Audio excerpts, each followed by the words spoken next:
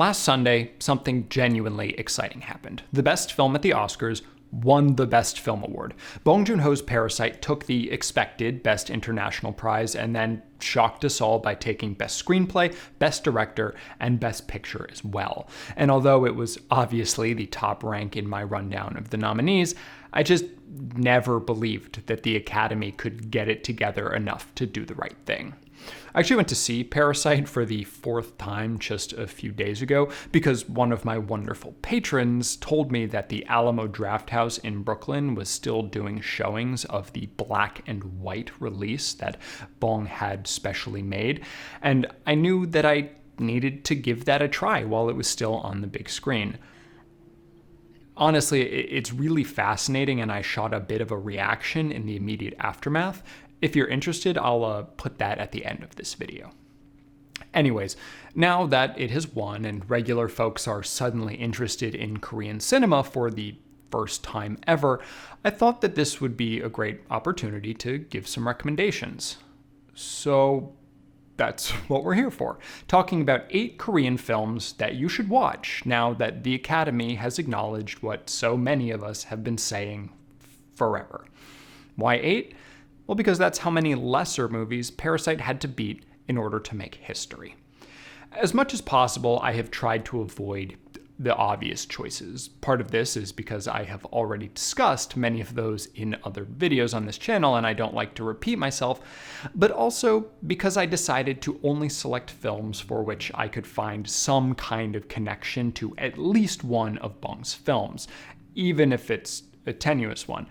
And in some cases, yes, it's going to be extremely tenuous, but it will exist. Chances are you'll have heard of at least some of these, but unless you're a real Korean cinephile, it is super unlikely that you have seen all of them. And so, without further ado, for a long time, Lee Chang-dong was the notable member of the Korean New Wave whose films I just hadn't seen yet. And it's not because I didn't want to per se, I just never felt ready for them. His reputation preceded him as a man whose films just made you want to give up on everything. And it's not easy for me to psych myself up to that, especially if I missed the theatrical release and now have to commit to watching it at home when I could be watching something that won't ruin my day. But in 2012, I interviewed actor Choi Min-sik, and getting a hug from him remains one of my life's crowning achievements. But anyway, I asked if there were any directors that he still wanted to work with. In response, he asked me if I had ever seen Lee's sophomore effort, Peppermint Candy. I will never forget the look of disappointment on his face when I told him that I hadn't. But it would still be another few years before I'd actually get around to it. Of course, that film and every subsequent one has lived up to those expectations. His latest, 2018's Burning, is significant because it was the first Korean film to even make the Oscars shortlist for Best International, though then still Best Foreign Language film. It didn't crack the top 5 and actually get nominated, which was absolute trash, but that was still a clear sign of progress, and the next year a Korean film would win the whole thing. Like so many entries on this list, Burning is ultimately about class, and while that's a little less all-encompassing than it is in Parasite, it's not subtle either. The film follows the poor son of an abusive farmer whose mother left him when he was a child, as he ends up meeting a Gatsby type, a wealthy man who believes that he's invincible because of the power afforded to him by his money, and who, honestly, isn't wrong. Burning is the kind of movie folks call deliberate and not necessarily in a good way, with a pacing that the more ADD among us would find frustrating. But it's in this comparative slowness, and particularly the way that many shots linger and refuse to cut, that the film makes its impact. I think a lot about one scene in particular, a dance done in silhouette against the setting sun. The music swells as she dances, and then all of a sudden it cuts out, but she's still dancing, and we realize that there was never music at all. She was dancing in silence. And she realizes it too. We briefly see the sadness on her shadowed face. And even out of context, it's incredible. This one shot tells an entire story, and I genuinely believe it would have been critically acclaimed on its own had it been released as a self-contained short. But of course, given what comes before and after, it means so much more. Yeon Sung-ho's smash hit Train to Busan has an obvious connection to Bong Joon-ho's Snowpiercer in that it is also set on a train and there is an apocalypse, but there is a deeper thematic connection in their respective dissections of class inequity. It is a good movie and you should see it, but I'm not here to talk about Train to Busan. Before Yeon broke out into the mainstream with his first live-action offering, he was making extremely bleak animated films. And I mean extremely. His features, The King of Pigs, The Fake, and Seoul Station, the latter being Train to Busan's predecessor, are all dives into the darkness of humanity that make your average Lee Chang-dong film feel uplifting. And of them, I think The Fake is his best. While the English title seems to refer to a person, in an interview, Yeon told me that the Korean name translates to fake religion or cult-ish religion, which gets at the broader meaning of the work. As a village is set to be drowned by the government for the creation of a national dam, an ostensibly Christian church springs up, offering the people of that town some kind of hope. If they give all of their life savings to the church, it will build them a new prayer house for them all to live in until it is time to reach the kingdom of heaven. But it's a lie. The elder at the head of the church is a fraud, and though the pastor he hires to lead the congregation is genuine in his belief in a higher power, he's plenty problematic as well. The broader concerns about corruption and systemic incompetence are not unlike what you would find in Bong's work, but I think the real link comes in the way that they both refuse to create heroes.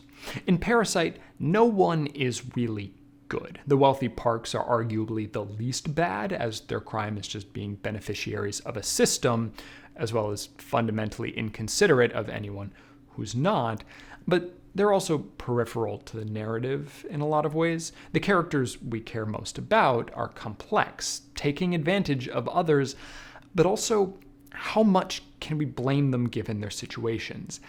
It's all nebulous, shades of gray rather than black and white. The Fake goes further by making everything black. All of the primary characters are different levels of straight up awful. You want all of them to fail, but some of them need to succeed in some way for others to not, and many people are going to get hurt in the interim, no matter who is on top. And it's up to us as the audience to find any kind of light in that. Which, good luck.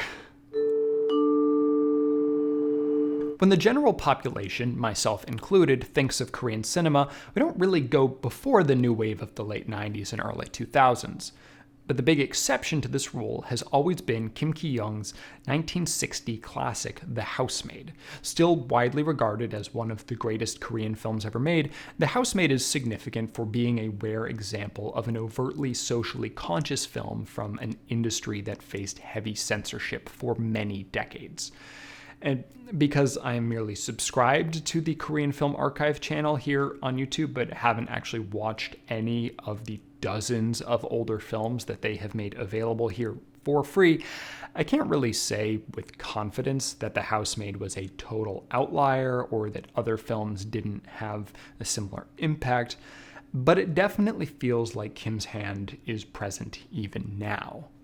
I guess I tend to expect that older films are a little less intense than more modern ones, but that's certainly not the case here. The Housemaid is dark as hell and remains shocking even 60 years later. Infidelity has always been pretty common on screen, but how about forced miscarriage via stairways or the deaths of already born kids? Because this film's got all that and more, and it is incredibly suspenseful in the way that all of these things play out. Also, it has one of the strangest endings of any movie I have ever seen, as one of the characters turns to the camera to talk about society. My jaw straight up dropped, and when it cut to black, I stared in confusion at the screen. but it wanted you to know that it was trying to say something in case you thought it was just fun and games. It's kind of like the ending of Cats, except without the cats. Ugh. Cats. There are a lot of really good Korean rom-coms, and Bong hasn't directed any of them, or really anything romantic, or really overtly comedic at all. The typical entrant on this list would be one of the early 2000s releases like My Sassy Girl or its follow-up Windstruck, My Little Bride, the classic, etc. But I wanted to talk about my actual favorite, How to Use Guys with Secret Tips.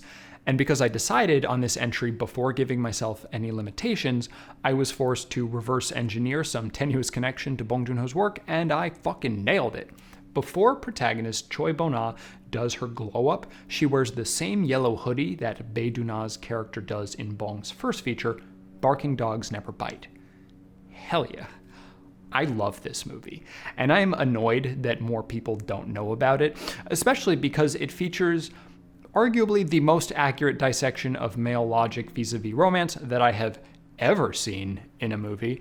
The film follows Bo-na, an awkward assistant director who, because of her gender, is never given the respect or opportunities that she deserves. At some point, she happens upon a cart selling a set of VHS tapes that promise to teach her how men work, the titular How to Use Guys with Secret Tips. While it's played for laughs, the behaviors that each tape highlights are real as hell, and seeing her finally able to take advantage of those behaviors to get a leg up is cathartic as hell, and also made me feel pretty bad. I remember telling my girlfriend at the time that if she wanted to understand why I do things the way that I do, she should just watch that film. And she did, and said, "You're gross and men are awful." And I was like, I know, right? My Ordinary Love Story's name is obviously a joke, but it's not clear from the outset what kind of joke it is, and you don't actually figure it out for quite a while. When I first saw the trailer for Parasite, which I've now seen a couple dozen times thanks to repertory screenings and the like, I focused on the arguably true but extremely generic line, "You expect Parasite to be one thing, but it mutates into something else." Sure. Parasite reveals its true nature to be something darker than you expect, as do a lot of movies on this list. But I've never seen a movie in my life that turns as hard as My Ordinary Love Story does. Like, seriously, it seems to be a genuine romantic comedy until it suddenly reveals itself to be a horror movie. It's got some shades of Takashi Miike's Audition, but is funnier and lacks the warning signs that at some point shit's gonna get real. So, you know now, and I'm sorry, but you also don't really. You have to see it happen because it's wild. Admittedly, My Ordinary Love Story is the least good movie on this list, and there are other better films that I took off the list to put this here, but it is so audacious in the way that it destroys expectations that I cannot help but respect and recommend it. I know I mentioned Kang Hyeong-cheol's Sunny briefly during my Parasite review and have probably done so elsewhere, but I've never talked about why I love it so much, at least not on YouTube. And I want to do that because it is legitimately one of my favorite films of all time. Also, I didn't cry until the third time I saw it, which is the same reaction I had to Parasite, so there's your connection. Sunny depicts a group of friends played 25 years apart, in the 80s and 2000s. The title refers to the name of said group, which lost touch after high school but is reconnected thanks to the effort of now disenchanted housewife Im Na-mi. When watching movies with a lot of flashbacks, I will admit that I often prefer one timeline or the other and not so secretly wish that it would just stick with that one and then either tell the other story later or maybe not at all. For example, when I watched Greta Gerwig's Little Women, I was a little frustrated every time it transitioned because even though I really enjoyed all of the different eras depicted, I kind of wanted to just see them play out in their entirety before going on. But Sunny pulls off this whole dual era thing as well as I have ever seen, transitioning fluidly between times and always keeping me invested in both without getting too caught up in either to be frustrated by the switch. I reviewed Sunny for Flixes.com back in 2012, at which point I was only halfway through college. A whole heck of a lot has changed since then, and the people who I tried to keep in touch with at the time, who I said I may never see again, well, I don't talk to a lot of them anymore. And indeed, the person I talk to the most from that part of my life is someone I didn't talk to at all back then. And even that one has sadly dwindled over the past year. Friendships at 28 are just different than at 20, especially as they relate to people who you've known for a long time. So a movie like Sunny hits differently at different ages, but it remains absolutely hilarious and deeply moving, especially if you see the director's cut, which I hadn't back then, but obviously have gotten my hands on since. There were two substantial cuts made for the wide release, and while one of them is interesting but not critical, the other is far and away the most emotional scene of the entire thing, featuring one particular edit that is seared into my memory. I assume it was all removed because folks felt the tonal shift was too jarring and painful for audiences who wanted what is largely a feel-good comedy, but I do think it's a shame. So definitely seek out the director's cut and prepare for tears. There is no list of Korean movies that you must watch that doesn't involve at least one Song Kang-ho performance. He is among... Actually, no. I'm going to put my foot down. He is our greatest living actor.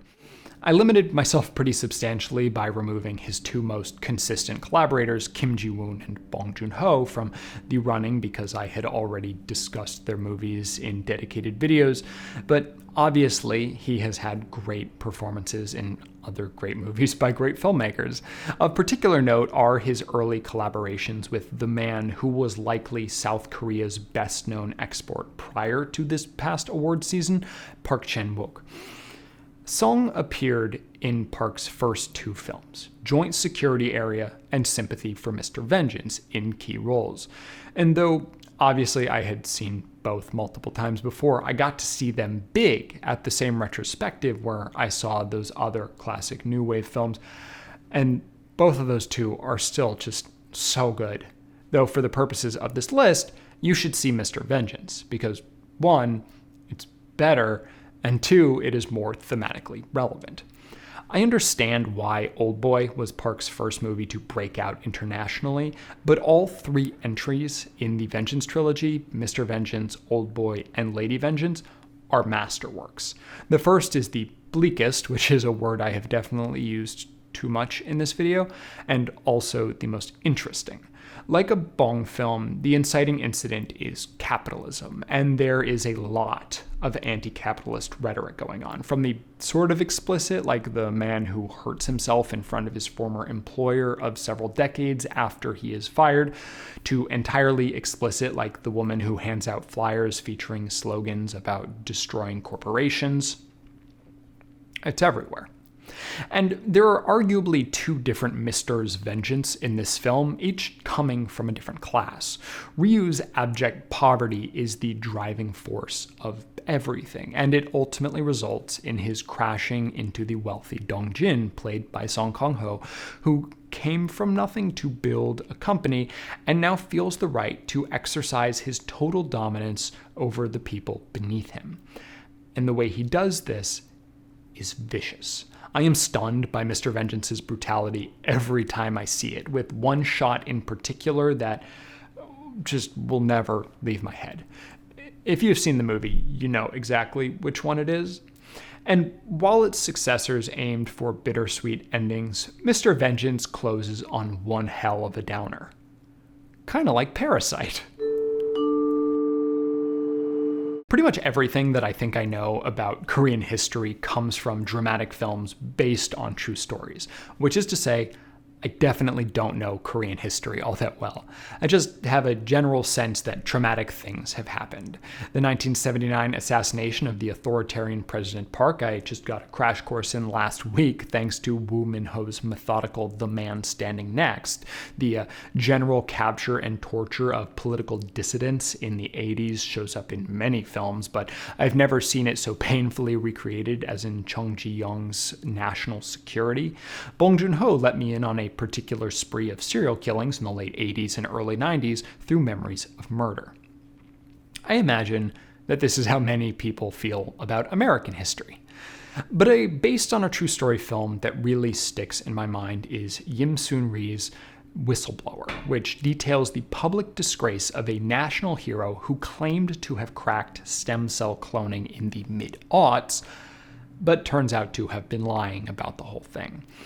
It was kind of interesting watching Theranos fall over the past few years because it reminded me a lot of the story told in Whistleblower. I guess Elizabeth Holmes should have looked across the Pacific and saw what happened to Won-suk to see how not to defraud a nation before getting herself into that business. Oops.